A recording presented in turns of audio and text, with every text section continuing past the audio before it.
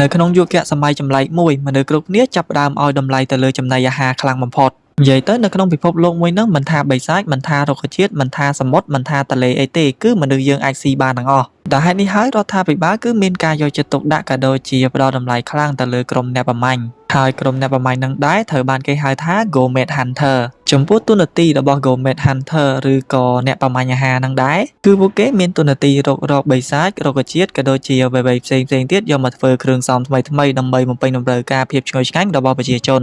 លេចមកមើលតូរីកូដែលជាតួឯកប្រុសរបស់យើងឯនេះវិញគាត់ក៏ជាកម្ពុជាអ្នកប្រមាញ់អាហារដ៏ខ្លាំងប៉ាកែម្នាក់ដែរនៅក្នុងយុគសម័យមួយនេះឥឡូវនេះដែរគាត់កំពុងតែប្រើខ្សែរ៉កបិទនុយហុយយ៉ាក់មកកបាស្ទួយថៃទុកធ្វើជាអាហារដោយយើងដឹងស្រាប់ហើយបើគេប្រើនុយធំខ្សែធំស្មានតែគេស្ទួយថៃតូចឯងកំពុងតែស្ទួយសូសហ្នឹងភ្លាមនោះក៏ស្រាប់តែមានប្រូម្នាក់ដែលមានឈ្មោះថាកុំមកជួបមករកគាត់តទៅអេមីនសុំហៅប្រូម្នាក់ហ្នឹងតែកូម៉ាបានហើយវាខ្លីបន្តិចប្រូកូម៉ាក៏បានណែនាំខ្លួនប្រាប់ប្រូថូរីកូចឹងទៅថាគាត់គឺជាចុងភៅ Master Chef លំដាប់ថ្នាក់ផ្កាយ5នៅក្នុងសន្តាគារមួយចុំសាហាវមែនអាតូចល្មេបានធ្វើ Master Chef ហើយសមត្ថភាពមិនធម្មតាឯនេះហើយមូលហេតុដែលគាត់មករកប្រូទូរីកូបែបនេះគឺដោយសារតែគាត់មកតាមការចាត់តាំងរបស់អង្គភាពចំណីអាហារអន្តរជាតិដែលតទៅ admin សុំហៅកាត់ថា IGO ដោយពួក IGO នឹងដែរគឺបានចាត់តាំងឲ្យប្រូកូម៉ាមកតាក់ទងជាមួយនឹងប្រូទូរីកូដើម្បីឲ្យប្រូទូរីកូនឹងស្វែងរកបិសាចកម្រមកក្បាលយកមកធ្វើជាគ្រឿងផ្សំសម្រាប់ម្ហូបក្នុងពិធីជប់លៀងរបស់ពួកគេបើទោះបីជាប្រូកូម៉ាប្រឹងរៀបរាប់ប្រាប់យ៉ាងណាក៏ដោយប្រូទូរីកូចាប់អារម្មណ៍តែជាមួយនឹងនុយរបស់គាត់តែប៉ុណ្ណោះពីព្រោះថាថៃកំពុងតែស៊ីហើយនៅពេលដែលគាត់វត្តថៃនឹងមកភ្លាមនោះក៏ស្រាប់តែមានត្រីមួយក្បាលទៀតមកឆាបយកថៃគាត់ដល់ចឹងទៅប្រូទូរីកូក៏ចាប់ផ្ដើមប្រើកម្លាំងរបស់គាត់វត្តយ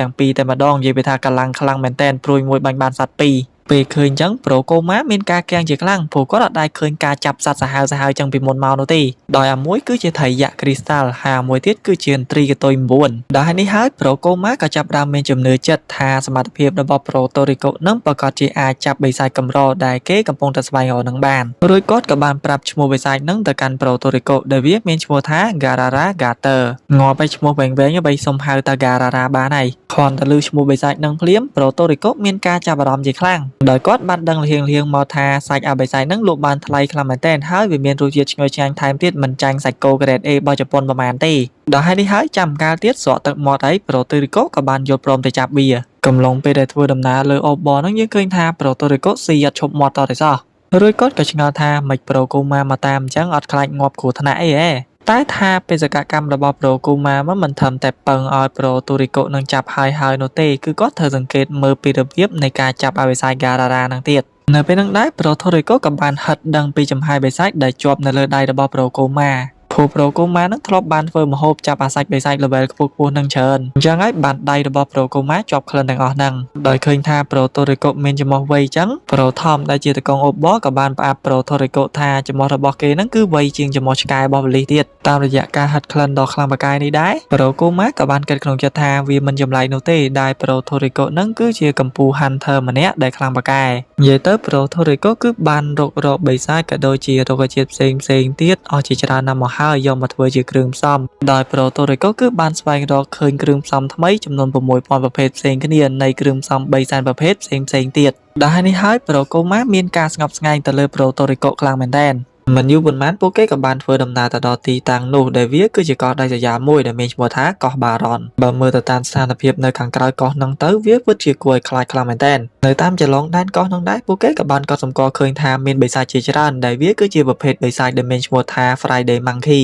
ជាធម្មតាបិសាចទាំងអស់ហ្នឹងគឺស្លូតខ្លាំងមែនទែនអត់ហ៊ានចេញមកក្រៅញញទេដល់ចឹងទៅប្រូតូរីកូក៏ឆ្ងល់ថាតើហេតុអីបានជាពួកវាចេញមកក្រៅបែបនេះពេលចូលទៅដល់ក្នុងរៀងជ្រៅបន្តិចពួកគេក៏បានឃើញច្រកចូលមួយដោយច្រកចូលហ្នឹងមើលទៅប្រៀបដូចជាច្រកចូលក្នុងមាត់បិសាចអញ្ចឹងទោះជាយ៉ាងណាប្រូតូរីកូជាមួយនឹងប្រូកូម៉ាក៏បានធ្វើដំណើរចូលទៅខាងក្នុងបន្តដោយទុកឲ្យប្រូថនគឺជាអ្នកចាំទូកធំលុះធ្វើដំណើរមិនទាន់ដឹងអីផងប្រូកូម៉ាក៏បានកត់សម្គាល់ឃើញថាមានឆ្លាមជាច្រើនកំពុងតែហែលក្បែរពួកគេហើយក៏ប៉ុន្តែប្រូតូរីកូក៏បានប្រាប់ថាកុំអារម្មណ៍អីពីព្រោះថាឆ្លាមទាំងអស់ហ្នឹងគឺមានកម្រិត capture ត្រឹមតែ level 1តែប៉ុណ្ណោះហាថាម៉េចកម្រិត capture level 1បើតាមខ្ញុំដឹងពួកអាបិសាចកម្រិត capture level 1ហ្នឹងគឺត្រូវការតែហ៊ាននៅក្នុងក្រុមអង្គភាព IGO ចំនួន10នាក់អីដែរបាទអាចចាប់វាបានតែឥឡូវហ្នឹងកំពុងតែហែលឆ្វៃឡើងមកវងអញ្ចឹងមិនដឹងមិនម៉ាទេនេះកំពុងតែភ័យបាញ់ស្រាក់ហ្នឹងភ្លាមនោះប្រូកូម៉ាក៏ស្រាប់តែលឺសលេងបិសាចកំហឹមថែមទៀតដល់អញ្ចឹងទៅប្រូតូរីកូក៏បានប្រាប់ថាវាគឺជារឿងធម្មតាទេ ព្រោះនៅលើកោះបារ៉ុនហ្នឹងគឺមានសភាវៈចម្រុះចំនួន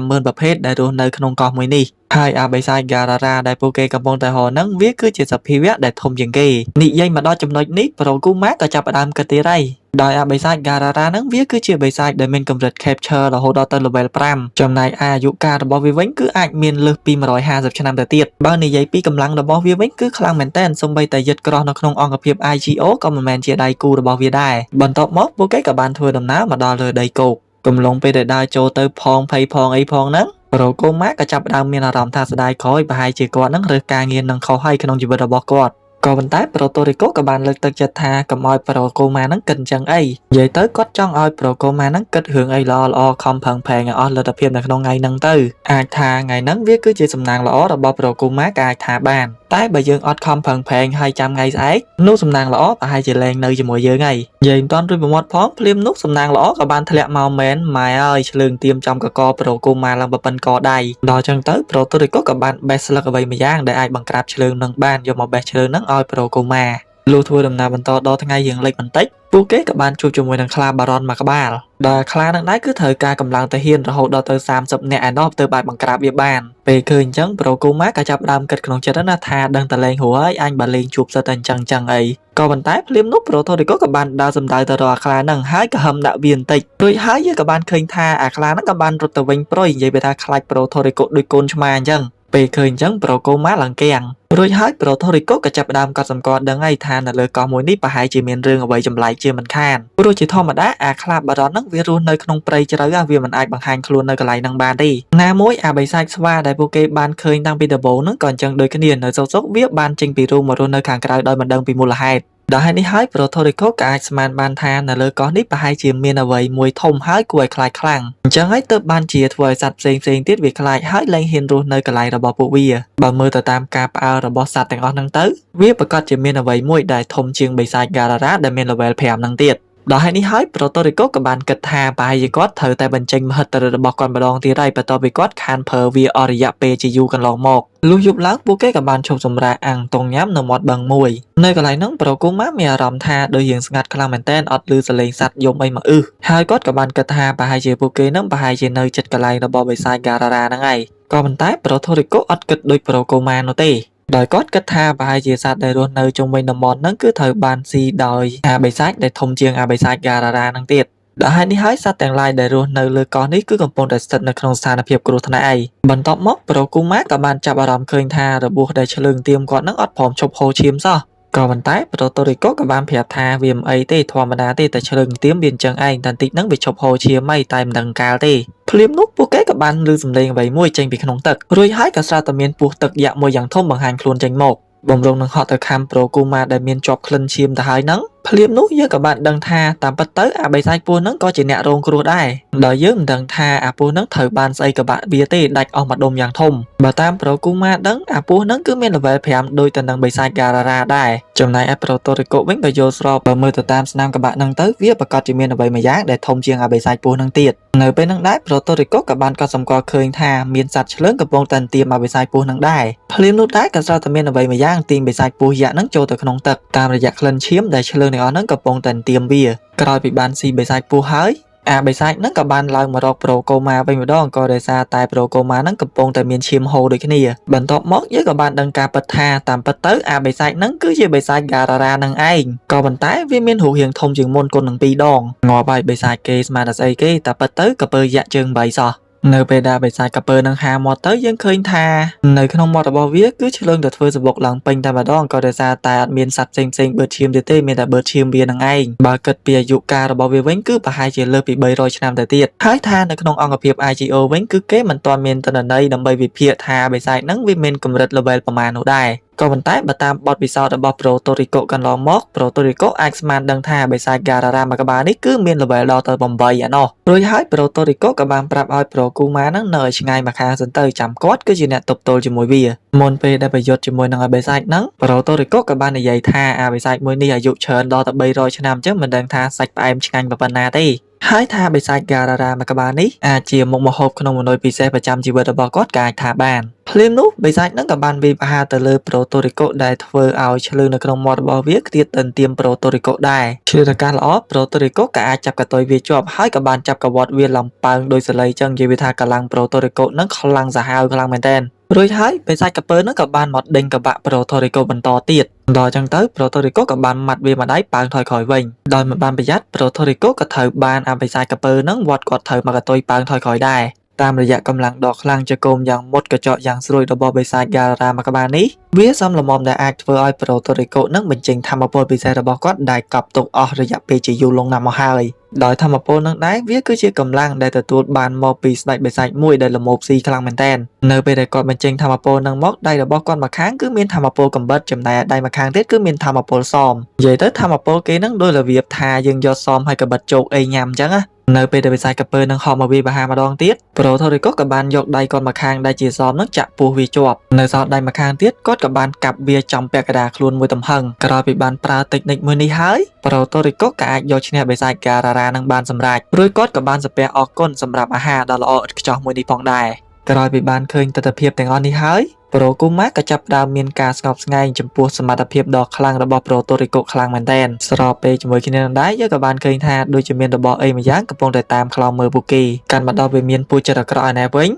យើងឃើញថាដំណឹងដែលពាក់ព័ន្ធជាមួយនឹងប្រូតូរីកូនឹងក៏បានមកដល់កន្លែងរបស់ពួកគេល្មមតាមរយៈអាស្អីគេស៊ើបការរបស់គេមិញហ្នឹងរួចហើយអ្នកយកការដែលបានប្រាប់ដំណឹងទៅកាន់មេរបស់គេនឹងក៏បានឲ្យយើងដឹងថាប្រូតូរីកូគឺជាសមាជិកម្នាក់ក្នុងចំណោមសមាជិក4នាក់ផ្សេងទៀតនៃក្រុម The Heavenly Kingដោយសមាជិក The Heavenly King ទាំង4នាក់ហ្នឹងគឺសុទ្ធតែជាកំពូល Gourmet Hunter ដែលខ្លាំងពូកែជាងគេបំផុតនៅក្នុងប្រវត្តិសាស្ត្រនិយាយទៅពួកគេគឺត្រូវបានបង្វឹកដោយអង្គភាព IGO កាលពីនៅក្មេងៗដោយដឹងថា Puerto Rico ហ៊ានបំពាននៅលើកោះបារ៉ុនបែបនេះប្រូមួយបិទមុខដែលទំនងជាមេគេហ្នឹងក៏បានគិតថាតាមមើលទៅប្រហែលជាក្រុម The Four Heavenly King ហ្នឹងប្រហែលជាចង់បង្កើតសង្គ្រាមជាមួយនឹងពួកគេហើយកាន់មកខាងប្រូតូរីកូរបស់យើងជាមួយនឹងប្រូគូម៉ានេះវិញឥឡូវហ្នឹងពួកគេកំពុងតែដុតសាច់ក្រពើហ្នឹងញ៉ាំខ្លះពីព្រោះថាបើយកទៅទាំងអស់ក៏យកទៅអត់អស់ដែរនៅពេលដែលសាច់ហ្នឹងឆ្អិនបដាពួកគេក៏បានចិត្តយកមកញ៉ាំបើយើងមើលទៅកាន់សាច់ហ្នឹងទៅគឺតំណងចង់ញ៉ាំខ្លាំងមែនទែនឡើងប្លីងតែម្ដងនៅពេលដែលអ្នកទាំងពីរញ៉ាំសាច់ហ្នឹងហើយរសជាតិរបស់វានិយាយថាមិនអាចកាត់ថ្លៃបា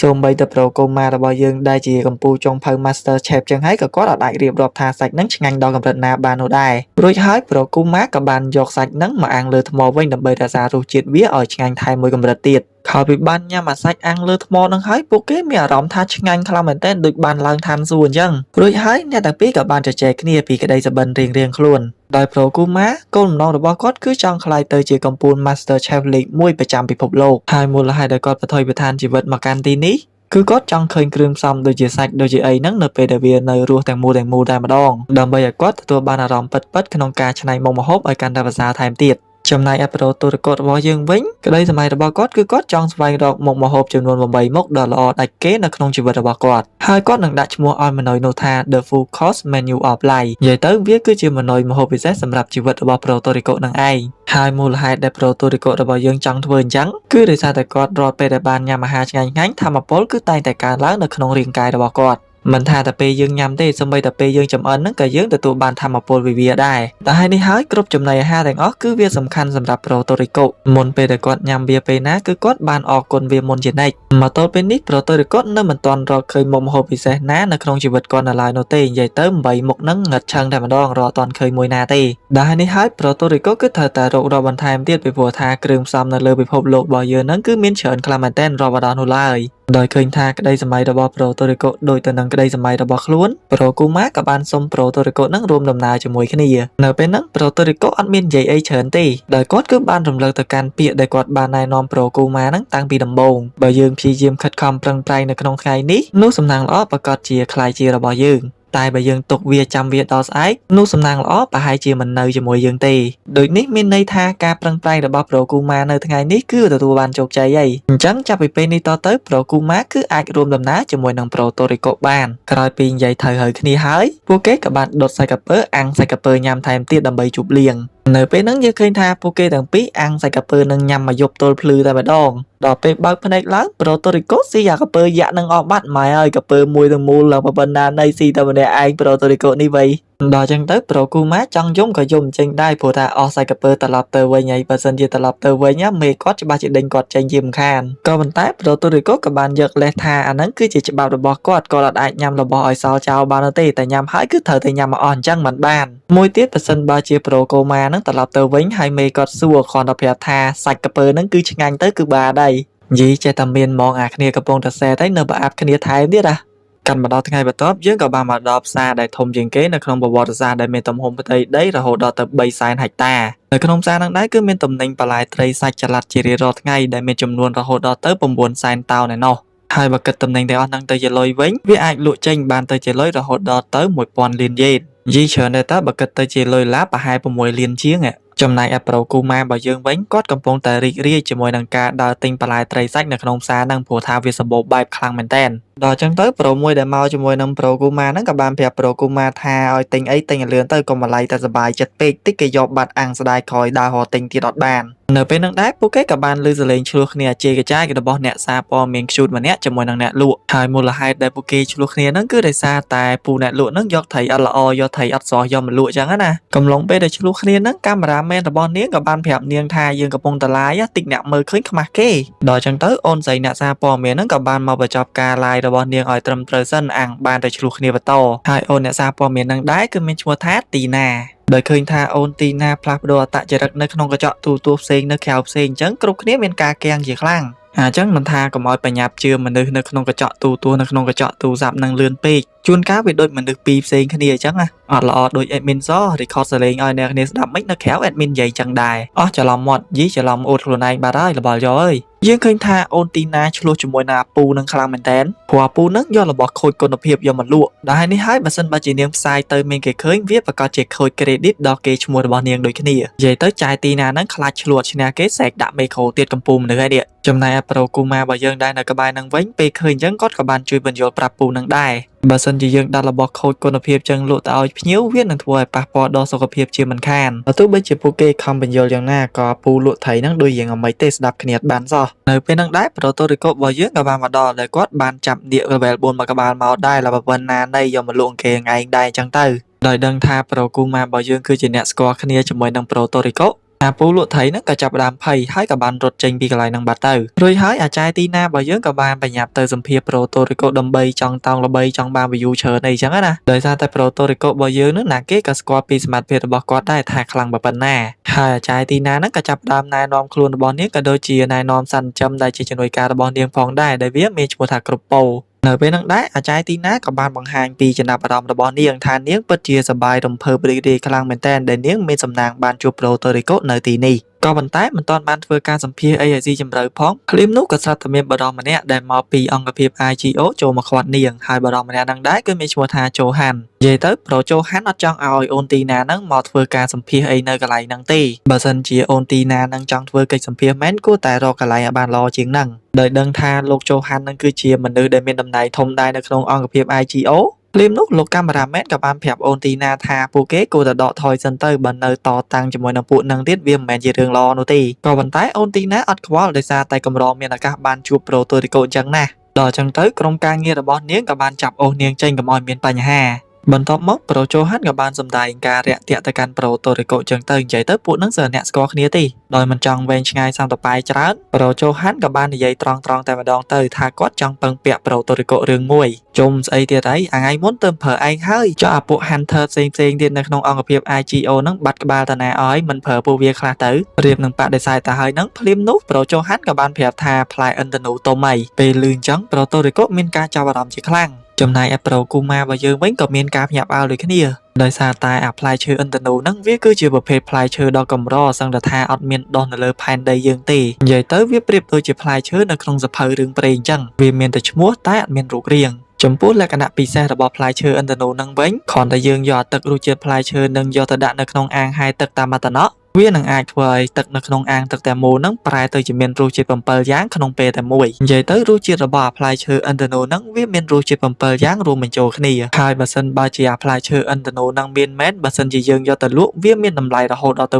500 លានយេនឯណោះគឺច្រើនសន្ធឹកសន្ធាប់ខ្លាំងមែនតើដែលនេះហើយប្រូជូហានក៏បានប្រាប់ឲ្យប្រូកូម៉ាហ្នឹងស្ងាត់មាត់តិចទៅកុំសេកផ្ដេសផ្ដាសខ្លាចរឿងនឹងវាបែកការ ព្រោះអាផ្លែឈើឥន្ធនូហ្នឹងគឺពិតជាមានមែនហើយពួកគេបានរកឃើញវានៅក្នុងតំបន់អភិរក្សពិសេសរបស់អង្គភាព IGO និយាយទៅបើសិនបើជាយើងចង់ឲ្យអាផ្លែឈើឥន្ធនូហ្នឹងដុះតាមព្រៃតាមភ្នំតាមបែបធម្មជាតិក៏វាមិនអាចទៅរួចដែរចំពោះមូលហេតុដែលពួកគេអត់អាចទៅយកអាផ្លែឈើឥន្ធនូហ្នឹងនៅក្នុងតំបន់អភិរក្សពិសេសហ្នឹងបានគឺដោយសារតែមានពពួកបិសាចគីងកុងដៃ4ជាច្រើនបានធ្វើសបុកព័ទ្ធជុំវិញអាផ្លែឈើឥន្ធនូហ្នឹងដោយអាពពួកបិសាចគីងកុងទាំងអស់ហ្នឹងគឺមានឈ្មោះថា Troll Kong បើនិយាយពីកម្រិត capture level របស់ពួកវាវិញគឺមានកម្រិតរហូតដល់ទៅ9ឯណោះគឺធំជាងអាកាពើ Garara ថ្ងៃមុនទៀតសូម្បីតែយិត្តក្រោះដែលមានតម្លៃថ្លៃជាងគេបំផុតនៅក្នុងអង្គភាព IGO ក៏មិនអាចធ្វើអីពួកវាបាននោះដែរដោយហេតុនេះហើយពួកគេមិនដឹងទៅពឹងណាបានទេមានតែពឹង Puerto Rico ហ្នឹងឯងដោយធ្លាប់មានកំណត់ចង់សាករសជាតិអាផ្លែឈើឥន្ធនូហ្នឹងយូរមកដែរហើយ Puerto Rico ក៏សុខចិត្តជួយពួកគេម្ដងទៀត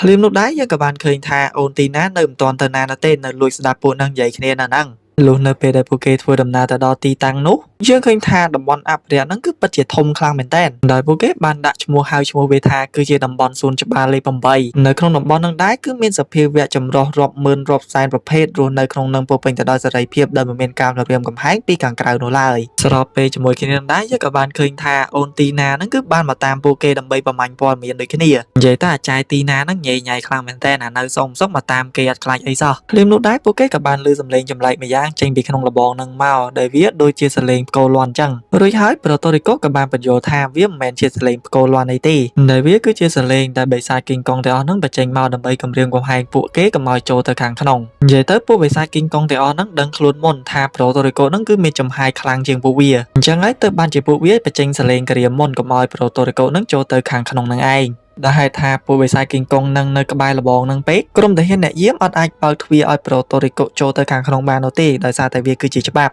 ដែលនេះហើយ Puerto Rico ក៏ចាប់ផ្ដើមបញ្ចេញកម្លាំងធាតុរបស់គាត់ចេញមករួចក៏បានវាយចាំងលបងនឹងដោយប្រើស្នៀតដេកូល3តង់ដើម្បីគំរាមពួកស្វាទាំងអស់ហ្នឹងឲ្យទៅឆ្ងាយពីកន្លែងហ្នឹងវិញដែលស្នៀតនឹងដែរវាអាចបង្កទៅជាសំឡេងដែលស្ដាប់មើលទៅស្តៀងដូចទៅនឹងអាពួកគីងកុងនឹងបញ្ចេញមិញនឹងដែរក៏ប៉ុន្តែឮខ្លាំងជាងក្រោយពីបានវាយជាងនឹងទ្រុបហើយ Puerto Rico ជាមួយនឹង Pro Kuma ក៏បានធ្វើដំណើរចូលទៅខាងក្នុងកំឡុងពេលដែលអ្នកទាំងពីរធ្វើដំណើរអាកាសធាតុនៅកន្លែងហ្នឹងក៏ចាប់ផ្ដើមចង់រកភ្លៀងដល់អញ្ចឹងទៅ Puerto Rico ក៏ចាប់ផ្ដើមព្រួយបារម្ភណាខ្លាចតែមានផ្គរផ្ទះបាញ់ចំអាផ្លែឈើឥន្ធនូនឹងខ្ទេចអស់ទេព្រោះអាដើមផ្លែឥន្ធនូនឹងដែរវារៀងខ្ពស់ជាងគេនៅកន្លែងហ្នឹងលុះធ្វើដំណើរបានបន្តិចមិនបានប្រយ័ត្ន Puerto Rico ក៏បានដើរចូលផ្ទះភ្លាមនោះដែរក៏សត្វតែមានបិសាចគីងកុងមកក្បាលក៏ចាប់ផ្ដើមបង្ហាញខ្លួនដែលធ្វើឲ្យ Pro Kuma មានការគាំងជាខ្លាំងក៏ប៉ុន្តែ Puerto Rico ក៏បានលោតឡើងមកលើវិញភ្លាមរួចក៏បានប្រើប្រដាប់ឆក់របស់គាត់ធ្វើស៊ីអាបិសាចគីងកុងនឹងបានសម្រេចនៅពេលដែលវាដួលសន្លប់ហ្នឹងដាតរបស់វាក៏បានលិតចំ Puerto Rico ផងដែរដែលធ្វើឲ្យក្លិនរបស់វាជាប់ពេញខ្លួនរបស់ Puerto Rico រួចហើយ Pro Kuma ក៏ឆ្ងល់ថាហេតុអីបានជា Puerto Rico ថ្ងៃហ្នឹងស្លូតម៉េះមិនបានប្រើប្រដាប់ឆក់ធ្វើស៊ីបិសាចគីងកុងនឹងអត់សម្លាប់វាអញ្ចឹងPuerto Rico របស់យើងស្លូតចឹងយូរហើយនិយាយទៅគាត់អត់មានកម្រងសម្រាប់ពួកបិសាចគីងកុងទាំងអស់ហ្នឹងទេព្រោះគុំម្ដងពួកគេគឺមកបេះផ្លែឥន្ធនូតែមិនអញ្ចឹងចាំបាច់ទៅសម្រាប់បិសាចនឹងនាំទៅហត់ទៅអីកាត់មកខាងក្រៅឯនេះវិញបន្តិចកំឡុងពេលដែលអ្នកយើងកំពុងតែរវល់ជជែកគ្នាជាមួយនឹងមេរបស់ពួកគេហ្នឹងអូនទីណារបស់យើងក៏បានលួចចូលមកខាងក្នុងបានសម្រេចស្របពេលជាមួយគ្នានឹងដែរ Puerto Rico ជាមួយនឹង Pro Kuma របស់យើងធ្វើដំណើរបដាហៀទៅមាត់បដានិយាយទៅបើតាម Puerto Rico ស្មានពួកគេគឺធ្វើដំណើរជិតទៅដល់កន្លែងផ្លែឈើឥន្ធនូហ្នឹងហើយនិយាយទៅដោយសារតែចំហាយផ្លែឈើឥន្ធនូហ្នឹងវានៅក្បែរពួកគេពេកទៅបានជាធ្វើឲ្យពួកគេហៀទៅមាត់ចង់ញ៉ាំវាដោយសារតែក្លិនរសែនតាក់ទាញរបស់ផ្លែឈើឥន្ធនូនេះហើយទៅបានជាបិសាចគីងកុងទាំងអស់ហ្នឹងធ្វើសបុកព័ទ្ធជុំវិញអាផ្លែឈើឥន្ធនូហ្នឹងតាមពិតទៅអាបិសាចគីងកុងទាំងអស់ហ្នឹងវាអត់ចេះស៊ីអាផ្លែឈើឥន្ធនូហ្នឹងទេដោយវាគឺធ្វើសបុកនៅហ្នឹងគឺដើម្បីតែចាំចាប់សត្វផ្សេងៗដទៃទៀតយកទៅស៊ីនៅពេលដែលសត្វទាំងអស់ហ្នឹងទៅរកស៊ីអាផ្លែឈើឥន្ធនូហ្នឹងមិនយូរប៉ុន្មានពួកគេក៏បានធ្វើដំណើរទៅដល់ក្បែរទីតាំងផ្លែឈើឥន្ធនូហ្នឹងហើយយើងឃើញថាគឺមានបិសាចគីងកុងច្រើនខ្លាំងមែនទែនដែលរស់នៅក្បែរហ្នឹងពេលឃើញអញ្ចឹង Pro Kuma មានការគាំងជាខ្លាំងមិនដឹងថាប្រឡឹងចេញទៅស៊ីផលិតណាអស់ទេចំណែកឯ Puerto Rico វិញគាត់ក៏បានកត់សម្គាល់ឃើញថាមើលទៅបិសាចគីងកុងទាំងអស់ហ្នឹងដូចរៀងអត់ខ្លាចគាត់សោះហើយមូលហេតុហ្នឹងគឺដោយសារតែគាត់ជាប់ក្លិនគ្នាវាអញ្ចឹងហើយបើទោះបីជាគាត់ចង់ប្រើកម្លាំងរបស់គាត់ស្រែកគំរាមបិសាចគីងកុងទាំងអស់ហ្នឹងយ៉ាងណាក៏ដោយក៏ពួកវាអត់ខ្លាចគាត់ដែរនៅពេលដែលបិសាចគីងកុងទាំងអស់ហ្នឹងចាប់ផ្ដើមបើកការវិវហា Puerto Rico ក៏បានឲ្យ Pro Kuma ហ្នឹងតោងកគាត់ឲ្យជាប់កុំឲ្យល្បេះ តែហ៊ានតែល្បេះតែមួយនាទីដឹងតែអត់សល់ឆ្អឹងត្រឡប់ទៅផ្ទះវិញទេរួចហើយប្រូតូរីកូក៏បានលោតគេចពីការវាយប្រហាររបស់ពួកវាបន្ទាប់ពីបានលោតគេចចុះឡើ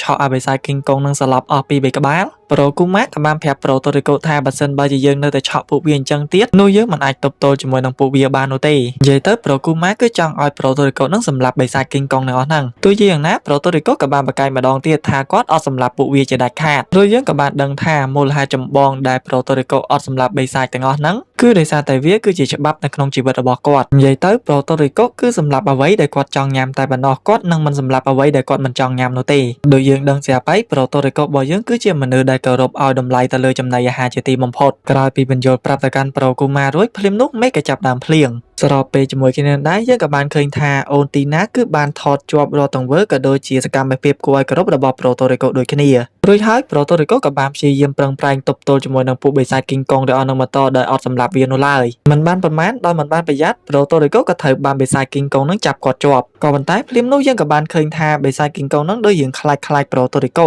រួចក៏បានប្រឡែងគាត់វិញដល់អញ្ចឹងទៅប្រូតូរីកូក៏ចាប់ផ្ដើមយល់ហើយព្រោះដោយសារតែមេឃភ្លៀងអញ្ចឹងហើយអាក្លិនរបស់គ្នាវាដែលជាប់នៅលើខ្លួនរបស់ប្រូតូរីកូនឹងក៏ចាប់ផ្ដើមមកលុបអស់រួចក៏បានបញ្ចេញក្លិនរបស់ប្រូតូរីកូពិតប្រាកដវិញដែលហើយនេះហើយជាលការល្អប្រូតូរីកូក៏បានបញ្ចេញធម្មពលចំហាយនៅក្នុងខ្លួនរបស់គាត់ចេញមកដែលធ្វើឲ្យបិសាចគីងកុងទាំងអស់ហ្នឹងអត់ហ៊ានចូលទៅជិតគាត់នោះទេបើទោះបីជាពួកវាហ៊ានធ្វើឲ្យប្រូតូរីកូក៏ដោយក៏ប៉ុន្តែពួកវានៅក្រាញនៅហ្នឹងអត់ព្រមរត់ចេញទៅណាតតែសោះដែលហើយនេះហើយប្រូតូរីកូក៏បានកត់សម្គាល់ដឹងថាប្រហែលជាពួកវានៅមានមេធំនៅពីក្រោយទៅបានជាពួកវាអត់ព្រមចេញពីកន្លែងហ្នឹងដូចនេះបើសិនបើជាចង់ឲ្យពួកវាស្ដាប់តាមគាត់ខ្លាចគាត់នោះគាត់គឺត្រូវតែយកឈ្នះមេរបស់ពួកវាសិនទៅបានរួចហើយប្រូតូរីកូក៏បានប្រាប់ឲ្យប្រូគូម៉ាហ្នឹងជួយមើលគ្នាកាលមានមេរបស់ពួកវាហ្នឹងពួននៅក្បែរហ្នឹងកំឡុងពេលដែលពួកគេទាំងពីរសង្កេតមើលហ្នឹងភ្លាមនោះក៏ស្រាប់តែមានរន្ទះមួយគ្រាប់បាញ់ចំនៅក្បែរហ្នឹងរួចហើយប្រូគូម៉ាក៏បានឃើញគីងកុងពណ៌សមួយក្បាលដែលជាមេរបស់ពួកវាហ្នឹងចូលទៅពួននៅក្រោយដុំថ្មមួយដំបូងប្រូគូម៉ាអត់គិតថាវាគឺជាមេគេនោះទេព្រោះថាឃើញវារៀងខ្លាចក៏ប៉ុន្តែប្រូតូរីកូក៏បានបញ្យល់ថាជាទូទៅមេដែលខ្លាំងបំផុតមិនប្រកាសថាខ្លាំងជាងកូនចៅនោះទេ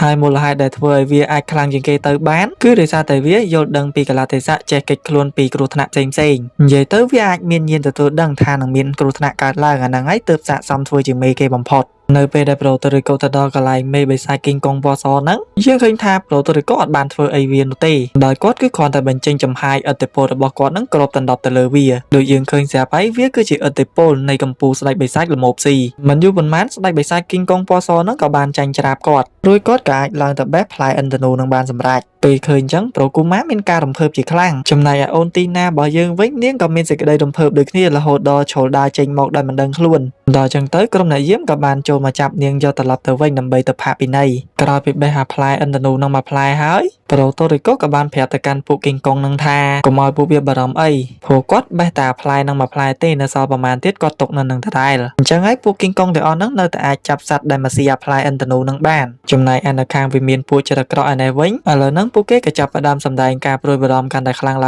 ើងដោយសារតែវត្តមានរបស់ប្រូតូរីកូលុះយប់ឡើងប្រូតូរីកូបានជប់លៀងញ៉ាំអីឡើងអស់មកតុកធំនិយាយពីថាប្រូតូរីកូរបស់យើងនឹងបកាយស៊ីខ្លាំងមែនតើកំពូលបៃតាស៊ីអីភ្លាមនោះដែរប្រូតូរីកូក៏ចាប់ផ្ដើមហៀទឹកមាត់ដោយមិនដឹងខ្លួនព្រោះប្រូគូម៉ារបស់យើងនឹងបានយកម្ហូបពិសេសប្រចាំថ្ងៃនឹងមកដល់ហើយដែលវាគឺជាផ្លែឈើឥន្ធនូនឹងឯងសូម្បីតែប្រូគូម៉ាខ្លួនឯងនឹងក៏ហៀទឹកមាត់ដែរនៅពេលដែលបើកចាននឹងចេញមកយើងឃើញថាពណ៌របស់វាគឺស្រស់ស្អាតខ្លាំងមែនតើហើយប្រូគូម៉ារបស់យើងគឺបានច្នៃវាទៅជាចាហួយមួយចានដោយឃើញថាអាចចាហួយនឹងវាតំណងខ្លាំងពេកប្រូតូរីកូអត់ចាំយូរនោះទេហើយគាត់ក៏បានញ៉ាំវាបន្ទាប់ពីប្រូតូរីកូបានដាក់វាមួយម៉ាត់ចូលទៅក្នុងមាត់ហើយយើងឃើញថារសជាតិរបស់វាគឺឆ្ងាញ់ខ្លាំងមែនតើអត់មានផ្លែឈើណាប្រៀបផ្ទឹមបាននោះទេសំខាន់រសជាតិរបស់វាគឺបានផ្លាស់ប្ដូរចំនួន7ដងក្នុងមាត់របស់យើងក្នុងពេលតែមួយនិយាយពីថារសជាតិនីមួយៗហ្នឹងគឺជាតិខ្លាំងមែនតើពិបាករកអីមកប្រៀបផ្ទឹមខ្លាំងណាស់លើសពីនេះទៅទៀតភាពផ្អែមល្ហែមដ៏ស្រទន់របស់វាគឺបានជ្រៀតចូលពេញសរសៃឈាមរបស់ប្រូតូរីកូតែម្ដងសម្រាប់រសជាតិដ៏ល្អឥតខ្ចោះមួយនេះហើយនៅទីបំផុតប្រូតូរីកូក៏អាចស្វែងរកឃើញមុខម្ហូបដែលល្អជាងគេបំផុតនៅក្នុងជីវិតរបស់គាត់ឃើញហើយដោយវាគឺជាបង្អែមចាហួយមួយចាននេះនឹងឯងរួចហើយគាត់ក៏បានចែកអាចចាហួយហ្នឹងទៅឲ្យគ្រប់គ្នាឲ្យបានញ៉ាំដែរ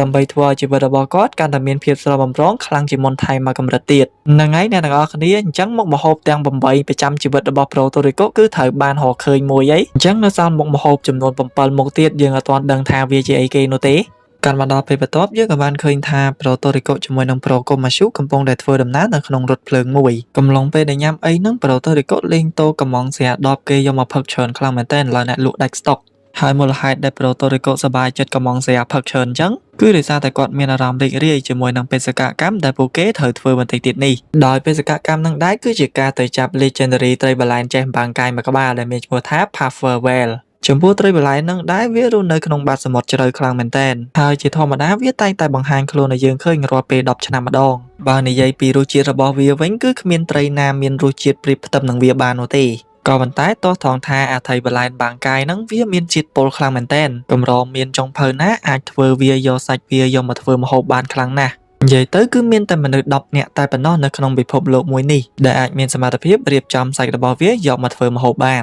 ហើយលើនឹងដែរប្រូតូរីកូគឺកំពុងតែនាំប្រូកូម៉ាទៅជួបមនុស្សម្នាក់ក្នុងចំណោមមនុស្សទាំង10នាក់នឹងឯងកំពុងតែជជែកគ្នាសុកៗហ្នឹងភ្លាមនោះក៏ស្រាប់តែមាន Gourmet Hunter ម្នាក់ដែលមានឈ្មោះថា Songi ហ្នឹងបានមករករឿងប្រូតូរីកូហើយមូលហេតុហ្នឹងគឺដោយសារតែប្រូតូរីកូប្រម៉ូទិញស្រាយកមកកន្លែងគាត់អស់ហើយអញ្ចឹងហើយអាប៉ែក Gonzi ហ្នឹងរកស្រាផឹកអត់បានរួចហើយកូនចៅរបស់អាប៉ែក Gonzi ទាំងពីរនាក់ហ្នឹងក៏ចាប់ផ្ដើមអួតពីសមត្ថភាពរបស់មេគេណាចំណែកឯប្រូគូម៉ាក៏បានឃើញថាបិសាចក៏ដូចជាសត្វដែលអាប៉ែក Gonzi ធ្លាប់ចាប់ហ្នឹងគឺសុទ្ធតែជាគ្រឿងផ្សំដែលគាត់ធ្លាប់ធ្វើជារៀងរាល់ថ្ងៃនិយាយទៅអត់មានគ្រឿងផ្សំណាមួយដែលថាចម្លែកគួរឲ្យចាប់អារម្មណ៍អីផងអញ្ចឹងក៏ចេះតែយកមកអួតដែរបន្ទាប់មកអាប៉ែក Songi ហ្នឹងក៏បានគំរាមប្រាប់ប្រូតូរីកូថាបញ្ញាប់ឲ្យស្រាគេផឹកខ្លះមកបើមិនចង់ឈឺខ្លួនក៏ប៉ុន្តែគ្រាន់តែប្រូតូរីកូងើបឈរឡើងអាប៉ែក Songi ហ្នឹងមានការគាំងជាខ្លាំងពីព្រោះថាមីតរបស់ប្រូតូរីកូហ្នឹងធំជាងគេឆ្ងាយដោយសន្តានចិត្តរបស់ខ្លួនជាមនុស្សល្អប្រូតូរីកូអត់ធ្វើអីអាប៉ែក Songi ហ្នឹងទេហើយគាត់ក៏បានចែកស្រាហ្នឹងទៅឲ្យគេខ្លះចង់យកប្រមាណយកទៅស្រេចតែចិត្តតពេលគេអត់ធ្វើអីចឹងអាប៉ែក Songi ហ្នឹងបានសម្ដីខ្លាំងមែនតើរួចពួកគេក៏បាននាំគ្នាប្រមូលស្រាហ្នឹងយកទៅឡាំបាកេសថែតែបាននិយាយថាឲ្យប្រូតូរីកូហ្នឹងរួចខ្លួនសិនទៀតបន្ទាប់ពីហ្នឹងយើងក៏បានឃើញថាអ្នកធ្វើដំណើរនៅក្នុងរថភ្លើងហ្នឹងទាំងអស់គឺសុទ្ធតែជា Gourmet Hunter ដែលត្រូវទៅប្រមាញ់ថៃវ៉ាឡែនបាំងកាយដោយប្រូតូរីកូដែរដែលនេះហើយទៅបានជាប្រូតូរីកូចេះតែចិត្តល្អជាមួយនឹងពួកទាំងអស់ហ្នឹងទៅដោយពាក្យចាស់គេនិយាយថាមានមិត្តច្រើនប្រសើរជាងមានសត្រូវខែងលោបើសិនបើជាយើងមានបញ្ហាអីទៅពួកហ្នឹងអាចជួយយើងវិញបាននិយាយមិនតាន់រពីមាត់ផងភ្លាមនោះក៏សារតែមានតាចាស់ម្នាក់ដើរមកសុំស្រាប្រូតូរីកូផឹកទៀតនិយាយដូចជាផ្ទួនពេកអីដល់ចឹងទៅប្រយ័ត្នបន្តិចចូលពាក្យចាស់គេនិយាយមួយទៀតអរិញថាចិត្តល្អក្រមយូរវើយមិនយូរប៉ុន្មានពួកគេក៏បានធ្វើដំណើរមកដល់ទីក្រុងមួយដោយទីក្រុងនោះគឺជាកន្លែងដែលសម្បូរទៅដោយគ្រូទីល្បីឈ្មោះច្រើនខ្លាំងមែនទែននៅថ្ងៃនេះដែរមនុស្សម្នាពួននៅក្នុងផ្ទះឡើងស្ងាត់ជ្រាបអត់មានអាគេហ៊ានចេញដើរញញៃនោះទេព្រោះគ្រូទាយបានដាក់ផ្លាកហាមពួកគេឲ្យថាថ្ងៃហ្នឹងនឹងមានបិសាចចេញមកអុកលុកនៅក្នុងទីក្រុងនិយាយមិនទាន់រួចពីមាត់ផងប្រូតូរីកូជាមួយនឹងប្រូគូម៉ាក៏បានឃើញបិសាចល្បែ10មួយក្បាលចូលមកក្នុងទីក្រុងពិតមែនភ្លាមនោះក៏សត្វតែមានបរិសម្នាក់ទៀតដើរចេញមកយ៉ាងសង្ហាគ្មានខ្លាចអាបិសាចនឹងអីមិនតិចប៊ីនឹងត្រូវអាបិសាចនឹងខំគាត់ទៅហើយក៏ប៉ុន្តែនៅពេលដែលវាអោនក្បាលមកចិត្តប្រូម្នាក់ហ្នឹងទៅអាបិសាចហ្នឹងដូចយើងចាញ់ច្រាបចាញ់ក្លិនប្រូម្នាក់ហ្នឹងអាមិនទេរួចវាក៏បានរត់ចេញពីកន្លែងហ្នឹងបាត់ទៅបន្ទាប់មកយើងក៏បានដឹងថាបរិសម្នាក់ហ្នឹងហើយគឺជាមនុស្សដែលប្រូតូរីកូជាមួយនឹងប្រូគូម៉ាកំពុងតែមកជួបដែលគាត់មានឈ្មោះថាកូកូនៅពេលហ្នឹងប្រូតូរីកូក៏បានណែនាំប្រូកូកូទៅឲ្យប្រូគូម៉ាបានស្គាល់ណាដោយប្រូកូកូគឺជាមិត្តចាស់របស់ប្រូតូរីកូហើយគាត់ក៏ជាសមាជិកម្នាក់ដែរនៅក្នុងក្រុម The Heavenly King ដែលយើងអាចនិយាយជាភាសាជប៉ុនថាគឺជាសមាជិកម្នាក់នៅក្នុងក្រុមស្ដេចឋានសួគ៌ទាំង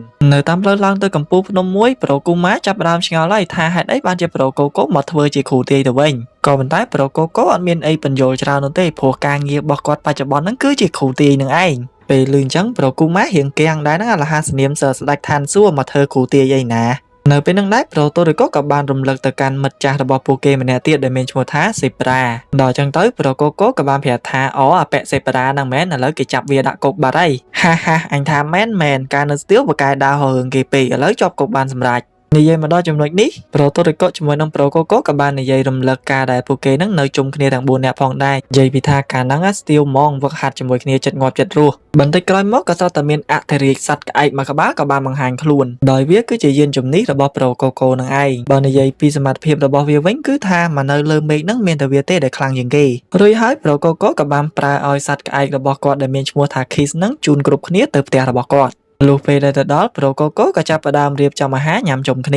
ាកំឡុងពេលនឹងដែរប្រូកូកូជាមួយនឹងប្រូតូរីកូក៏ចាប់ផ្ដើមនិយាយគ្នាពាក់ព័ន្ធជាមួយនឹងអាហារទាំង3មុខប្រចាំជីវិតរបស់ពួកគេណារួចប្រូកូកូក៏បានដឹងថាមុខម្ហូបទី1របស់ប្រូតូរីកូនឹងគឺជាផ្លែឈើឥន្ទនូចំណែកឯប្រូកូកូខ្លួនឯងវិញគាត់បានរកឃើញ5មុខហើយនៅសល់តែ3មុខទៀតទេហើយវាបានប្រាប់ឈ្មោះអាហារទាំង5មុខនឹងហើយ ប្រូគូម៉ាមានការភ្ញាក់ផ្អើលជាខ្លាំងពីព្រោះថាគ្រឿងផ្សំដែលប្រូកូកូរកបានហ្នឹងគឺសិតតែជាគ្រឿងផ្សំកម្ពុជាដែលមាន level ខ្ពស់ៗដោយមិនចង់ឲ្យវែងឆ្ងាយច្រើនប្រូកូកូក៏បាននិយាយចំតែម្ដងទៅព្រោះគាត់បានទាយដឹងមុនហើយថាអ្នកទាំងពីរនឹងមករកគាត់ដើម្បីឲ្យគាត់ហ្នឹងទៅជួយចាប់ត្រីបលែនបាងកាយមួយគ្នាចំពោះកិច្ចការមួយនេះដែរវាមានគ្រោះថ្នាក់ខ្លាំងមែនទែនដោយសារតែពឹសរបស់ត្រីបលែនហ្នឹងវាគឺសាហាវខ្លាំងនិយាយទៅបរិមាណពឹសរបស់វាត្រឹមតែ 0.2 មីលីក្រាមតែប៉ុណ្ណោះវាអាចធ្វើឲ្យមនុស្សយើងស្លាប់បានភ្លាមមួយវិញទៀតបើសិនបើជាយើងចាប់វាអត់ប្រយ័ត្នប្រយែងទេតែហ៊ានតែបែកប្រមាថពឹសដែលនៅក្នុងខ្លួនរបស់វាហ្នឹងនោះសាច់របស់វាទាំងមូលនឹងคล้ายទៅជាអាសាបងជាមិនខាននិយាយទៅបែកពឹសជាប់ពឹសឡើងទៅនឹងសាច់ហ្នឹងយកមកធ្វើអីក៏អត់កើតដែរលើពីនេះទៅទៀតបើសិនបើជាយើងចង់ទៅដល់កន្លែងដែលថៃបល័យហ្នឹងរស់ន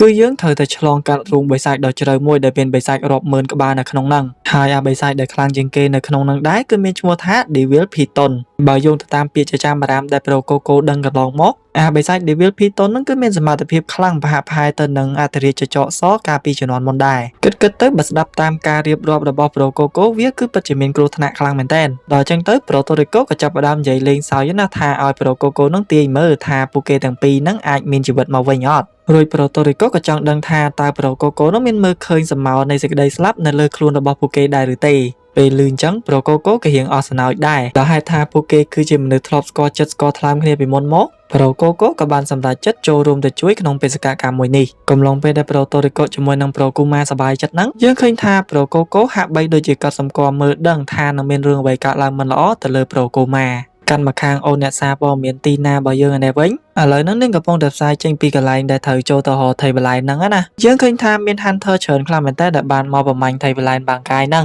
បើនិយាយពីទីតាំងភូមិសាស្ត្ររបស់អារូងហ្នឹងវិញគឺវាមានផ្លូវអញញ៉ៃខ្លាំងមែនតើភាគច្រើនបើសិនបើជានរណាម្នាក់លងខ្លួនចូលទៅក្នុងរូងបិសាចហ្នឹងហើយគឺកម្រអាចចេញមកវិញបានណាទោះជាយ៉ាងណាពួក Hunter របស់យើងគឺត្រូវតែឆ្លងកាត់រូងមួយនឹងសិនដោយសារតែវាគឺជាកន្លែងដែលជាប់ជាមួយនឹងជម្រៅបាតសមុទ្រដែលត្រីបលែនបាងកាយរស់នៅភ្លាមនោះដែរអូនទីណាក៏បានឃើញវត្តមានក្រុមគ្នាប្រូតូរីកូក៏បានមកដល់នៅពេលដែលនាងទៅថតទៅសម្ភាសពួកគេអីហ្នឹងប្រូកូកូក៏បានសុំឲ្យនាងឈប់ថតទៅពីព្រោះគាត់អត់សូវចូលចិត្តចូលកាមេរ៉ានោះទេបន្ទាប់ពីហ្នឹងប្រូតូរីកូក៏បានកត់សម្គាល់ឃើញថាមានមនុស្សដែលមានគំនិតអាក្រក់មួយចំនួនគឺកំពុងតែអង្គុយចាំស៊ីឡាក់នៅមាត់រូងហ្នឹងនិយាយទៅពួកហ្នឹងអត់ហ៊ានចូលទៅក្នុងរូងនឹងផ្ទាល់នោះទេចាំតគេចាប់អធិបល័យនឹងបានហើយអាំងទៅដើមគេតាមក្រោយដែលហើយនេះហើយបេសកកម្មមួយនេះវាមិនស្រួលដោយអ្វីដែលប្រូតូរីកូបានគិតនោះឡើយចំណែកឯប្រូកូកូវិញគាត់ក៏បានកត់សម្គាល់ឃើញចំហាយសម្ោតមរណៈចេញពីខ្លួនរបស់ Hunter ដទៃទៀតស្ទើរតែទាំងអស់តែម្ដងរៀបនឹងចូលទៅខាងក្នុងទៅហើយហ្នឹងភ្លាមនោះអូនទីណាក៏ស្រាប់តែសុំពួកគេចូលទៅខាងក្នុងជាមួយដែរហើយមូលហេតុហ្នឹងគឺដោយសារតែនាងចង់ផ្តិតយករូបភាពនៃការចាប់អត្រីបន្លែនបាំងកាយដ៏កម្រហ្នឹងឲ្យទស្សនិកជនបានមើលឃើញវាដូចគ្នាដោយឃើញពីទឹកចិត្តស្រឡាញ់ការងារដោយមិនមានភាពភ័យខ្លាចរបស់នាងប្រូតូរីកូក៏បានសម្រេចចិត្តឲ្យនាងចូលទៅជាមួ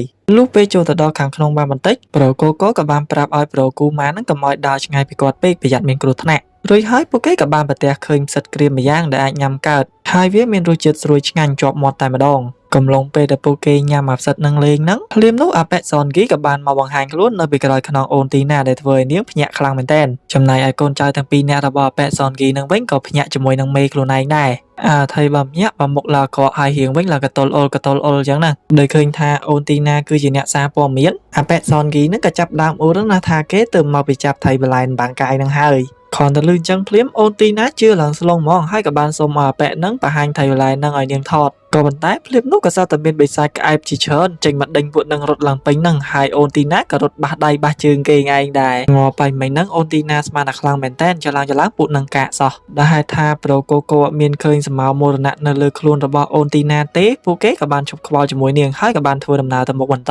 តនៅពេលហ្នឹងយើងឃើញថាប្រូកូកូគឺជាអ្នកដើរនាំផ្លូវនៅពីមុខដោយសារតែភ្នែករបស់គាត់ភ្លឺខ្លាំងមែនតើបើទោះបីជារូងនឹងងងឹតយ៉ាងណាក៏ដោយភ្នែកគាត់មើលភ្លឺដូចថ្ងៃអញ្ចឹងយីម្យ៉ាងម្នាក់របស់គេប្រូតូរីកូនោះមានចំោះវៃហើយប្រូកូកូនេះមានភ្នែកភ្លឺអែមរបស់គេលើសពីនេះទៅទៀតសមត្ថភាពភ្នែករបស់ប្រូកូកូនឹងគឺអាចមើលធ្លុះពីរលកដែលអេឡិចត្រូម៉ាញ៉េទិកថែមទៀតនិយាយទៅមនុស្សយើងធម្មតាមិនអាចធ្វើរឿងទាំងអស់ហ្នឹងបាននោះទេដែលនេះហើយទើបបានជាប្រូកូកូមានសមត្ថភាពអាចមើលធ្លុះពីជោគវាសនារបស់មនុស្សដោយគាត់អាចកំណត់សម្គាល់វាតាមរយៈពណ៌ក៏ដូចជាទម្រង់នៃចំហាយដែលបានចេញពីខ្លួនរបស់មនុស្សនឹងឯងពេលដឹងពីភាពអស្ចារ្យរបស់ប្រូកូកូអញ្ចឹងប្រូគូម៉ាក៏បានសុំឲ្យប្រូកូកូនឹងជួយទាយឲ្យគាត់មើលថាគាត់អាចក្លាយទៅជាកម្ពុជាចុងភៅលេខ1លើលោកអត់កំឡុងពេលដែលលេងទាយជាមួយនឹងប្រូកូកូដោយមិនបានប្រយ័ត្ន ប្រូគូម៉ាក៏បានប៊ីធ្លាក់ចូលទៅក្នុងចលងមួយដោយនៅខាងក្រោមចលងនឹងដែរគឺសិតតែបិសាចខ្ចានម្ដីដល់ចឹងទៅប្រូកូកូក៏បានសុំខ្លួនចុះទៅមើលថាមានផ្លូវទៅមុខទៀតអត់រួចហើយប្រូកូកូក៏បានបញ្ចេញធម្មពលរបស់គាត់ចេញមកដែលធ្វើឲ្យខ្លួនរបស់គាត់នឹងប្រែទៅជាពណ៌ស្វាយ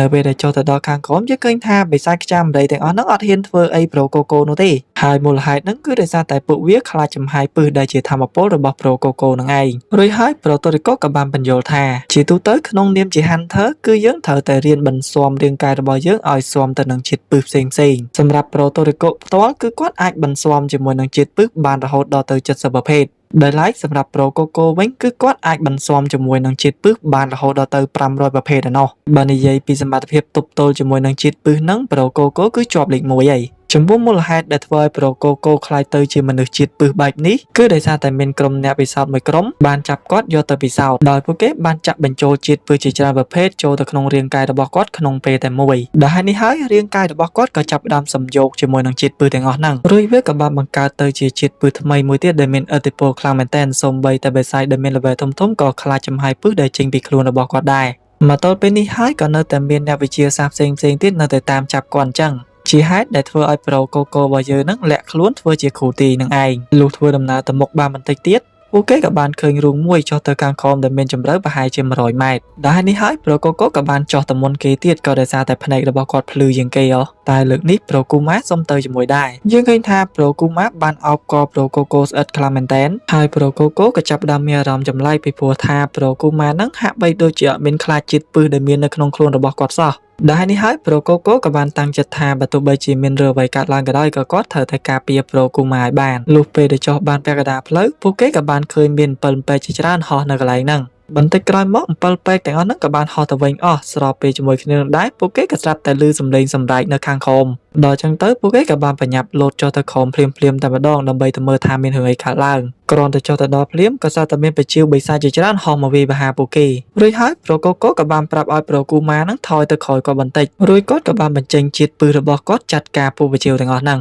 ក្រោយពីបានចាត់ការបជាវទាំងអស់ហ្នឹងហើយនៅពេលហ្នឹងប្រូតូរីកូក៏បានកត់សម្គាល់ឃើញថាជាធម្មតាអាបជាវទាំងអស់ហ្នឹងអត់ចេះចេញមកវាយប្រហារគេប្រទេសប្រដាសនោះទេដល់អញ្ចឹងទៅពួកគេក៏បានគិតថាប្រហែលជាបជាវទាំងអស់ហ្នឹងកំពុងតែផ្អើលអ្វីមួយហើយនៅពេលដែលពួកគេភ្លេចខ្លួនបន្តិចហ្នឹងភ្លាមនោះប្រូគូម៉ាមិនដឹងថាបាត់ខ្លួនទៅណាបាត់ហើយប្រូតូរីកូជាមួយនឹងប្រូកូកូក៏បានស្រែករកប្រូគូម៉ាឡើងពេញហ្នឹងអញ្ចឹងទៅស្របពេលជាមួយគ្នានឹងដែរវត្តមានរបស់បិសាចកំណាញ់មួយក្បាលក៏បានបង្ហាញខ្លួននៅចំពោះមុខអ្នកទាំងពីរអូខេហ្នឹងហើយអ្នកនរគ្នាអេមីនសូមបញ្ចប់សាច់រឿងប្រូតូរីកូរបស់យើងតែត្រឹមហ្នឹងសិនបើសិនជាអ្នកនរគ្នាចូលចិត្តការនិយាយនិងការសង្ខេបរឿងរបស់ admin អ្នកនរគ្នាកុំភ្លេចជួយចុច like ក៏ដូចជា subscribe ឲ្យមានម្នាក់មួយមកជាចុងក្រោយអរគុណអ្នកនរគ្នាដែលបានតាមដានទស្សនាវីដេអូមួយនេះតាំងពីដើមរហូតដល់ចប់ជម្រាបលាអ្នកទាំងអស់គ្នាជួបគ្នានៅវីដេអូក្រោយ May the God will bless you